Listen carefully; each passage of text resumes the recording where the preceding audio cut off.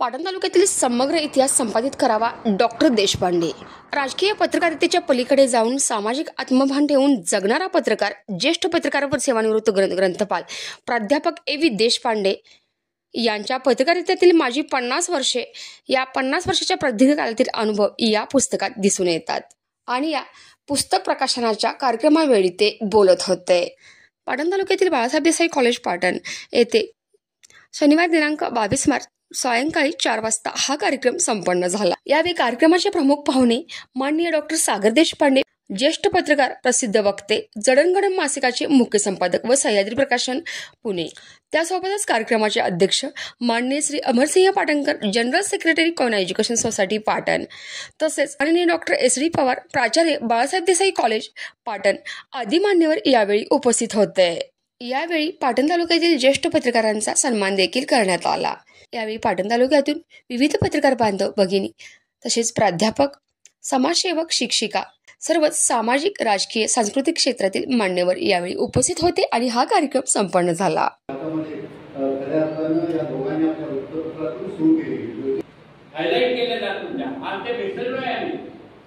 आता एक प्रतिनिधी जातो, तो ऐकून येतो, तो सगळ्यांनी आपण द्यायचं, सगळ्याच पेपर। मला माहित नाही काय पडतात चुकीला जे एकाला दिसणार नाही ते दुसऱ्याला दिसतं,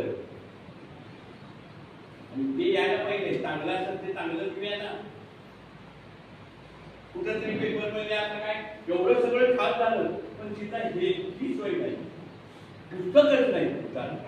काय तुम्हाला काय मदत करता येईल ती करा ना, आपण करूया प्रत्येकाने। अमरदादा म्हणजे काही सर्वज्ञानी आहे असं नाहीये, कोणी नाही सर्वज्ञानी। आपण सर्वांनी एकामेकांकडे घ्यायचं आणि कसं चांगलं करता येईल बघितलं पाहिजे। माझ्यासोबत आहे प्राध्यापक डॉक्टर ए.व्ही. देशपांडे सर, की ज्यांची 50 वर्षे आज या पुस्तकाचं प्रकाशन सोहळा इथे संपन्न झाला। विविध मान्यवरांनी इथे उपस्थिती दर्शविली होती।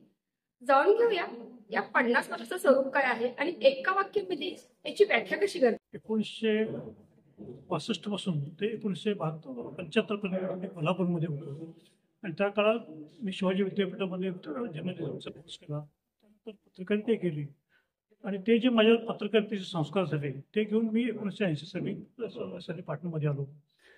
पाटणच्या बाळासाहेब देसाई कॉलेजमध्ये ग्रंथपाल म्हणून मी 30 वर्ष काम केलं आणि या सर्व काळात माझ्यातला पत्रकार जागा होता। मी वेगवेगळ्या वृत्तपत्रांचा वार्ताहर, आणखीन प्रतिनिधी म्हणून काम केलेलं आहे।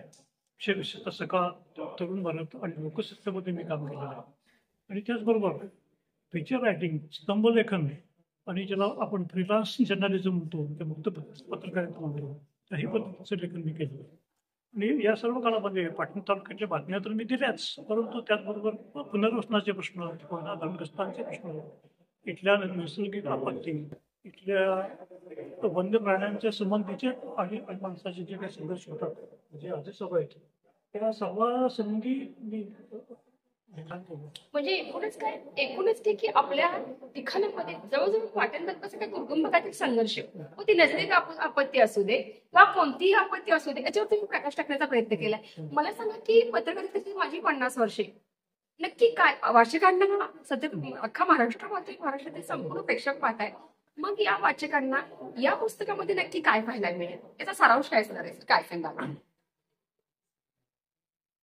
हे पुस्तक संपूर्ण महाराष्ट्रातील मराठी वाचकांना उपयोगी पडेल, त्याचा काही त्यांना फायदा मिळेल असा माझा दावा नाही होता। पण या पुस्तकाचा बेस हा पाटण तालुका आहे।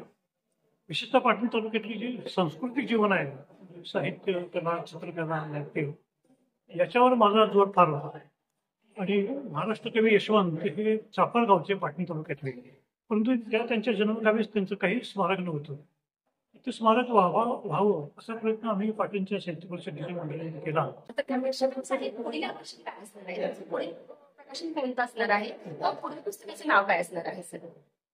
यानंतर अजून काही पाटण तालुक्याचा अभ्यास माझा झालेला आहे काही निमित्ताने, त्याच्यावर पाटण तालुक्याचा समग्र इतिहास मी द्यावा अशी काही लोकांची इच्छा आहे। माझे पुण्याचे मित्र डॉक्टर सागर देशपांडे यांचा तो आग्रह आहे आणि त्यांच्या प्रोत्साहनानं, त्यांच्या मतीनं पाटण तालुक्याचा समग्र इतिहास वेगवेगळ्या क्षेत्रातला, शेती असो, सहकार असो, राजकारण असो, शिक्षण असो, अशा सर्व क्षेत्रातील इतिहास हा संपादित करावा, जास्तीत जास्त माहितीपूर्ण हे हा ग्रंथ व्हावा, तो पुढील पिढ्यांना मार्गदर्शक व्हावा, संदर्भ ग्रंथ म्हणून तो मान्य व्हावा असा माझा प्रयत्न आहे. नमस्कार सूत्रकृषी आता माझ्यासोबत आहेत आजच्या कार्यक्रमाचे प्रमुख पाहुणे डॉक्टर देशपांडे सर. जाऊन घेऊया देशपांडे सर यांची काय प्रतिक्रिया आहे आणि पाटण तालुक्याबद्दलचा येणारा भविष्य काळ कसा असेल, पाटण तालुक्याबद्दल त्यांचे स्वप्न काय आहे आणि पाटण तालुक्याचा इतिहास जिवंत कसा राहील यासाठी सरांची काय कल्पना आहे त्याचं आपण चित्रण घडवतोय. सर नमस्कार. सदर मध्ये आपलं स्वागत सर.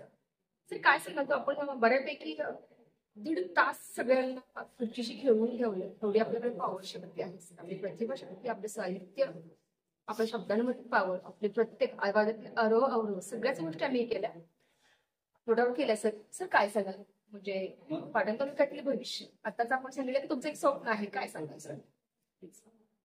पाटण इथल्या बाळासाहेब देसाई महाविद्यालयाचे माजी ग्रंथपाल, लेखक आणि पत्रकार असलेले प्राध्यापक ए.व्ही. देशपांडे यांनी लिहिलेल्या माझ्या पत्रकारितेची 50 वर्ष या त्यांच्या आठवणींवर पत्रकारितेमधल्या क्षेत्राच्या एक पुस्तक त्यांनी लिहिलं होतं, त्याचं प्रकाशन आज माझ्या हस्ते झालं आणि त्यानिमित्तानं पाटणच्या सर्व क्षेत्रातल्या मंडळींचे संवाद साधण्याची संधी मिळाली. कोयना जलविद्युत प्रकल्प हे माझं स्वतःचं पत्रकारितेमधलं एक अभ्यासाचं आणि अत्यंत आवडीचं, ज्याला जिव्हाळ्याचं ठिकाण म्हणून, आणि त्यामुळे गेली 30-35 वर्ष मी कोयनेत ज्या वेळा येण्याची संधी मिळते त्यावेळी येतो. कोयनेचा जितका अभ्यास सगळ्या क्षेत्रांमधनं व्हायला पाहिजे, त्याच्यावर जितकी पुस्तकं यायला पाहिजेत, कोयना धरणामुळे, कोयना वीज निर्मितीमुळे राज्याच्या विकासामध्ये जी प्रचंड मोठी कामगिरी या धरणाची आहे, त्या संदर्भातले तपशील, त्याचा अभ्यास, त्याच्यावरचं संशोधन व्हायला पाहिजे अशी माझी खूप इच्छा आहे.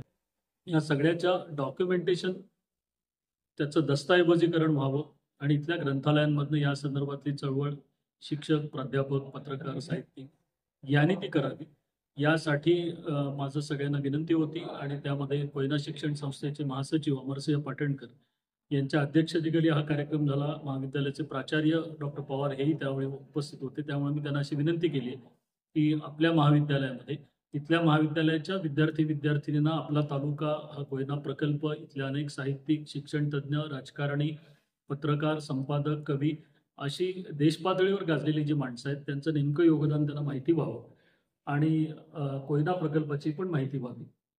लोकल हिस्ट्री ज्याला आपण म्हणतो, ज्याचा इंटरव्ह्यूसाठी खूप उपयोग होतो वेगवेगळ्या नोकऱ्यांसाठी, करिअरमध्ये, ती एकत्रित माहिती जर एका स्वतंत्र दालनाद्वारे या महाविद्यालयामध्ये केली गेली तर भविष्यातल्या सगळ्या पिढ्यांना त्याचा उपयोग होईल. कोयनेविषयीची माहिती मिळेल, या तालुक्याविषयीची माहिती मिळेल. आणि त्याचबरोबर आजच्या पुस्तकाचे लेखक ए.व्ही. देशपांडे यांना मी विनंती केली की या पुस्तकाच्या निमित्तानं तुम्ही पाटण तालुक्याचा समग्र इतिहास लिहायला घ्यावा. त्यामध्ये मला जे योगदान देता येईल, आपल्या सगळ्यांना जे देता येईल ते आपण देऊया. आपल्या कुटुंबामध्ये 7 व्यक्ती पत्रकारितेमध्ये आहे, पण सर मला असं वाटतं की यामध्ये महिला पण यायला थोडंसं नाही का, पुढचं पाऊल नसतं, मागचंच पाऊल असतं. आणि अजूनही 4था स्तंभ असून सुद्धा त्याच्याकडे म्हणजे रिस्पेक्टली नाही बघितलं जातं किंवा त्याला म्हणावं असं मानधन किंवा त्याच्या आर्थिक समस्या. मला सगळं कसं कुठला म्हणजे धनाढ्य आहे, धनवान आहे, पैशाने तो श्रीमंत आहे, आर्थिकदृष्ट्या सबल आहे, अजूनही त्याच्याकडे म्हणजे उपवासात्मक पाऊल पाहिजे जाते. काय सांगाल मग हा दर्जा बदलावा, तो कसा बदलावा, काय सांगाल सर यासाठी? 4था स्तंभाचा दर्जा बदलला पाहिजे. पत्रकारितेच्या क्षेत्रापुरतच नाही, सगळ्या क्षेत्रांना लागू आहे. पूर्वी शिक्षक प्राध्यापकांना जी प्रतिष्ठा होती ती आज आहे का? त्यांचे पगार वाढले पण प्रतिष्ठा कमी व्हायला लागली. त्यामुळे कुठलंही क्षेत्र असो, त्याला मी स्वतः तालुका पातळीवरचा ग्रामीण भागातला बातमीदार म्हणून 1986 पासून पत्रकारितेत गेले 28 वर्ष काम केलं. तर पुण्यामध्ये, तुम्ही मुंबईमध्येही काम केलं. पण त्यामुळे मला असं वाटतं की तुम्ही स्वतः जर उत्तम काम करत असाल, स्वच्छ आणि शुद्ध हेतून, भ्रष्टाचार विरहित आणि पत्रकारितेचे जे मूळ तत्व आहेत ते पाळून जर करत असाल तर त्याला मान काय, केवळ राजकारण्यांचेच सगळेजण आवश्यक तो मान सन्मान देतात. आर्थिकदृष्ट्या जो मुद्दा आहे तो आता पत्रकारिता पूर्ण वेळाचं करिअर म्हणून करणारी जी मंडळी शहरात येत असतील त्यांना तिथे स्कोप खूप आहे. ग्रामीण भागामध्ये अजूनही फक्त पत्रकारितेवर अवलंबून काही करावं अशा इतकी गोष्टी अजून ग्रामीण भागामध्ये आलेल्या नाही. त्याचं कारण पत्रकारांची संख्या वाढलेली आहे, त्यामध्ये प्रशिक्षित पत्रकार असतातच असं नाही. त्यामुळे त्यांचं उत्तम प्रशिक्षण, त्यांना पत्रकारितेची असलेली जर तळमळ असेल, ते प्रशिक्षण असेल, आणि आता ग्रामीण भागामध्ये होणारे जे बदल आहेत त्या बदलांना जुळवत सामोरं जात पण आपली मूळ तत्व न सोडता जर पत्रकारिता करता येत असेल तर ते आजही शक्य आहे. त्यासाठी आपण जे क्षेत्र निवडलेलं आहे त्यामध्ये आनंदानं, ठामपणे आणि क्रिएटिव्हिटी राखत जर काम केलं तर काही दिवस त्रास होईल, पण मला असं वाटतं की ग्रामीण भाग असो किंवा शहरी भाग असो, समाजातल्या सगळं लोकांचं लक्ष त्याकडे असतं आणि त्यामुळे त्याच्यामध्ये महिला आता मोठ्या संख्येने पुढे यायला लागल्यात, विशेषतः शहरांमध्ये आहेतच. ग्रामीण भागामध्ये प्रमाण कमी आहे, पण महाविद्यालयांमधला शिक्षणाचा स्तर जसा वाढायला लागेल, प्रसार माध्यमं अजूनही खेडेगावांपर्यंत जशी जायला लागतील, तसं तीही संख्या निश्चित भविष्यकाळात वाढेल असं मला विश्वास वाटतो.